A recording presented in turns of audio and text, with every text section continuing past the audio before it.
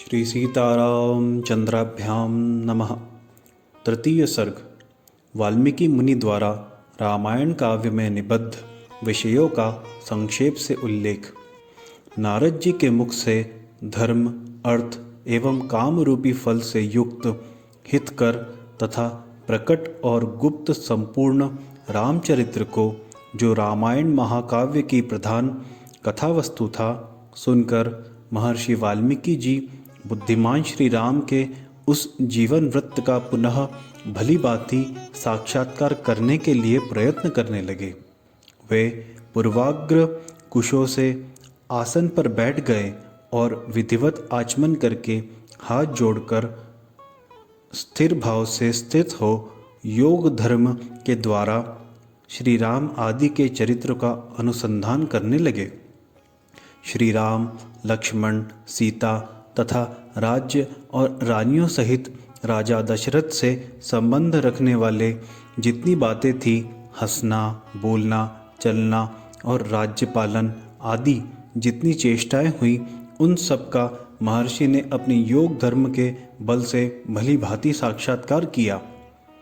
सत्य प्रतिज्ञ श्री रामचंद्र जी ने लक्ष्मण और सीता के साथ वन में विचरते समय जो जो लीलाएं की थी, वे सब उनकी दृष्टि में आ गई।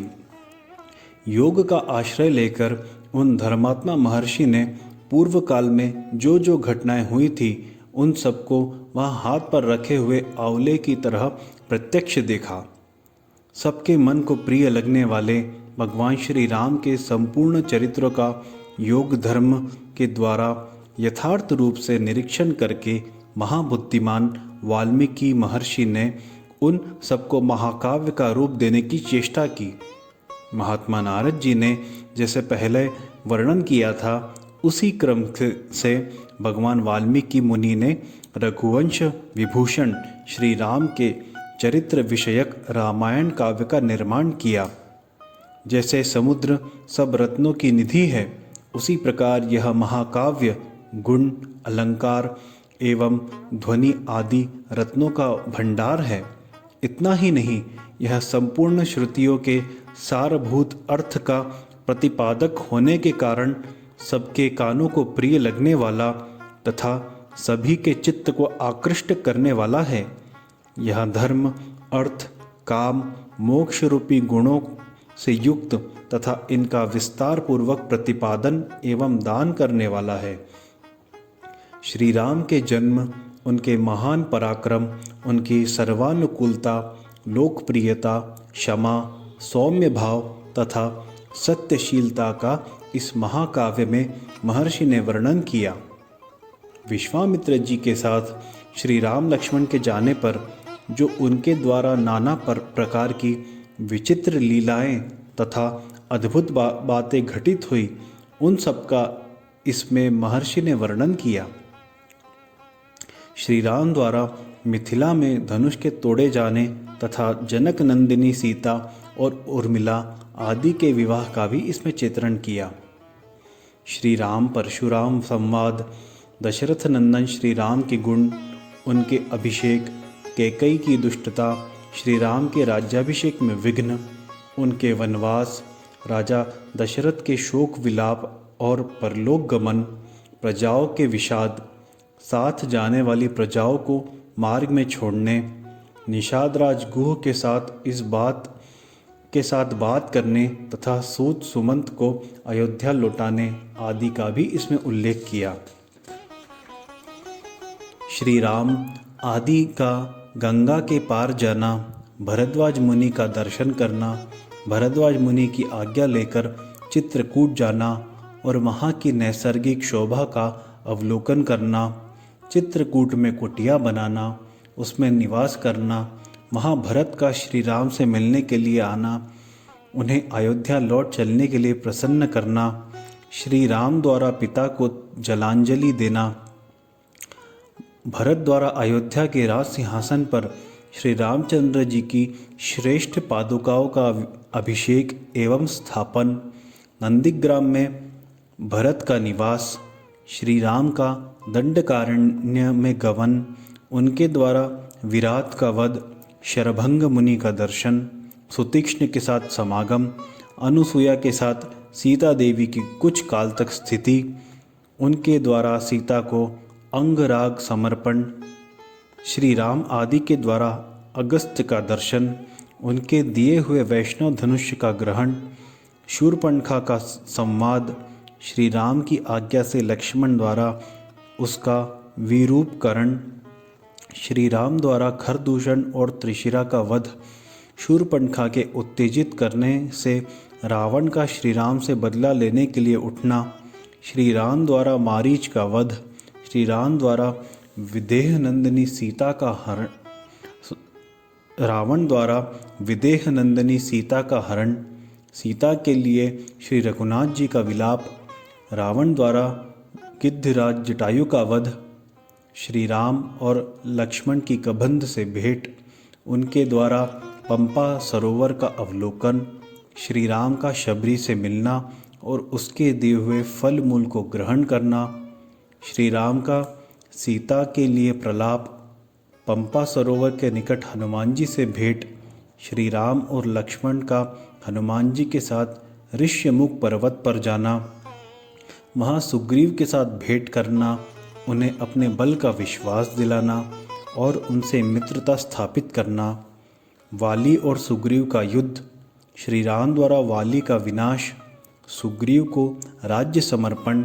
अपने पति वाली के लिए तारा का विलाप,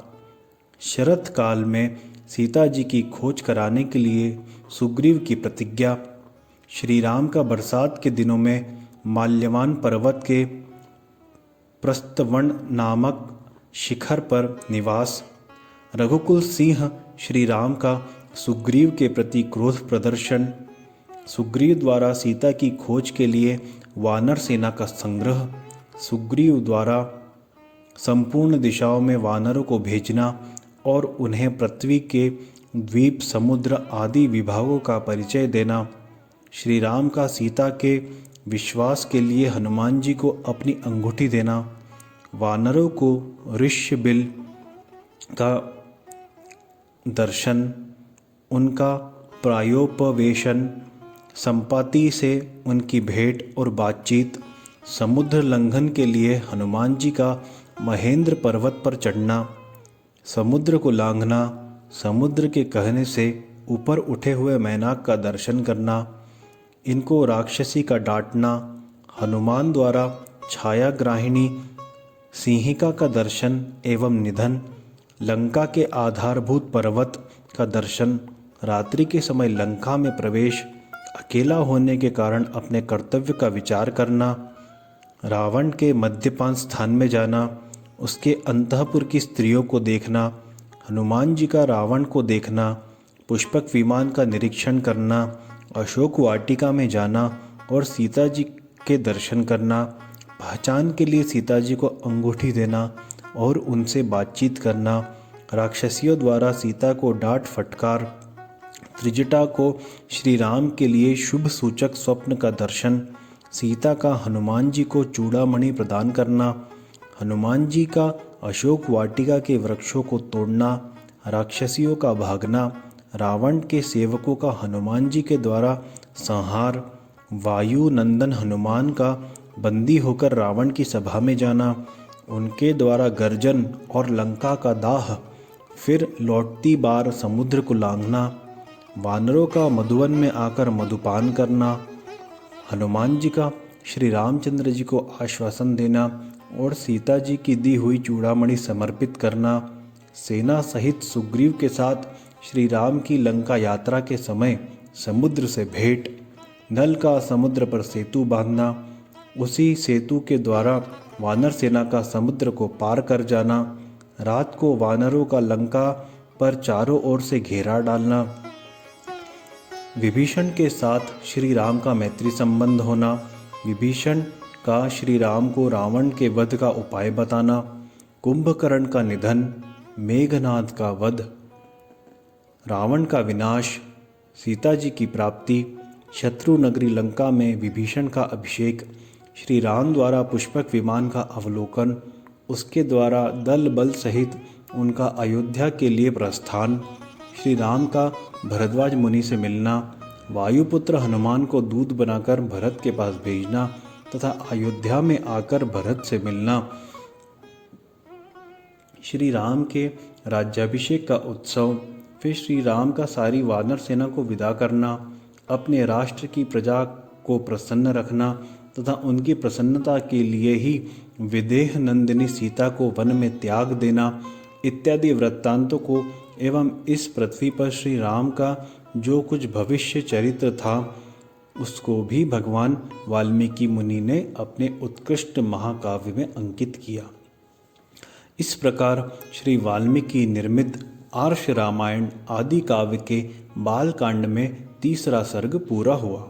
बोलो श्री रामचंद्र भगवान की जय।